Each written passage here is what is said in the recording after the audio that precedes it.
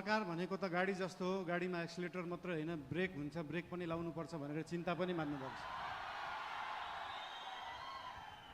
त्यस्तो चिन्ता चाहिँ लोकल रोडहरूमा हिँड्दाखेरि गाडी सिधा गइराख्दाखेरि कहिले लेफ्टबाट गाडी आउँछ, कहिले राइटबाट मान्छेहरू आउँछ। तर हाम्रो गाडी लोकल रोडमा हिँडेको गाडी होइन, हाम्रो एक्सप्रेस वेमा हिँडेको गाडी हो। गन्तव्यमा पुगेपछि मात्रै ब्रेक लाग्छ, गन्तव्यमा पुग्नुभन्दा अगाडि ब्रेक लाउन जरुरी हुँदैन।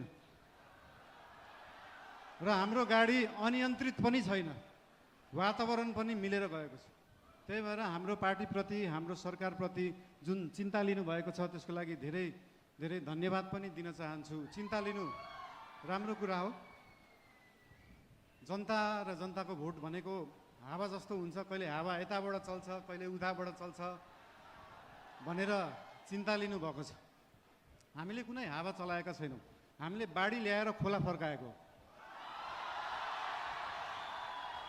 र खोला एकचोटि सिधा बाटो, आफ्नो सही बाटोमा फर्किएपछि निरन्तर त्यही बाटो बगिरहन्छ।